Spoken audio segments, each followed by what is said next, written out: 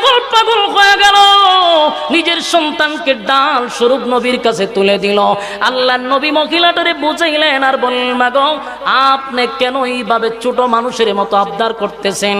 নবী বুঝাইলেন, বাচ্চাটা বড় হোক, তারপরে হয়তো বা যুদ্ধের ময়দানে যাবে। এত ছোট বাচ্চা যুদ্ধের ময়দানে এলাও করা হয় না। আমার যুবক ভাইরা, মা বুঝলেন বাচ্চা লয়া যখন রওনা দিছে, কিন্তু বাচ্চাই তো বুঝে না। ওই মা, এতক্ষণ আপনি কথা বলছেন আল্লাহর নবীর সঙ্গে, আমারও তো কিছু কথা বাকি আছে। সুবহানাল্লাহ। সুবহানাল্লাহ।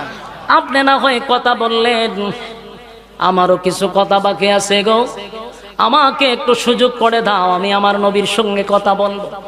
বাচ্চাটা মাত্র 8 থেকে 9 বছরের বাচ্চা দৌড়াইয়া আল্লাহর হাবিবের সামনে গিয়ে আবার দাঁড়াইছে। ডাক দিয়া বলে, নবী গো, কোনোভাবে কি আমার মায়ের আফসোসটা পোড়া করা যায় না? আল্লাহর নবী বলেন, না, তুমি বড় হও, তারপরে আমি তোমাকে যুদ্ধের ময়দানে নিব। এতটুক বাচ্চা নবীকে একটা দৃষ্টান্ত দিল। তখন নবীজি, আমি কিন্তু আমার মার কাছে থাকি। আমার মা যখন চুলাতে যখন কোনো জায়গায় পাক করে, আপনার বাসায় কয় উন্দাল নাকি, উন্দালে যখন পাক করে তখন কিন্তু উন্দালে আগুন ধরানোর জন্য বড় লাকড়ি আগে দেয় না, চুলার মধ্যে বড় লাকড়ি আগে দেয় না। চুলার মধ্যে আগুন ধরানোর সময় ছোট ছোট লাকড়িগুলো আগে ঢোকায়। আগুনটা যখন ধরে যায় তখন কিন্তু বড় বড় লাকড়িগুলা ঢোকায়।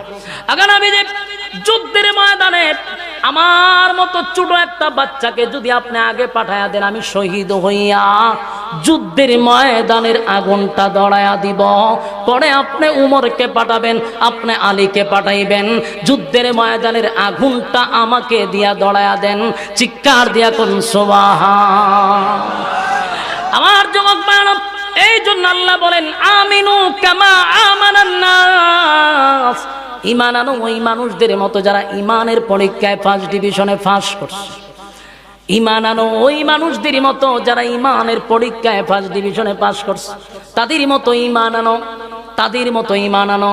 আমার যুবক ভাইরা, সাহাবায়ে কেরামদের ঈমান, সাহাবায়ে কেরামদের মতো ঈমান যতক্ষণ না পর্যন্ত আমরা কাছে দাঁড়ে না যাইতে পারবো, বলুন এই শুধু 2 গুণে গুণান্বিত দাবি করলেই চলবে না, ঈমান আনতে হবে সাহাবায়ে কেরামদের মতো।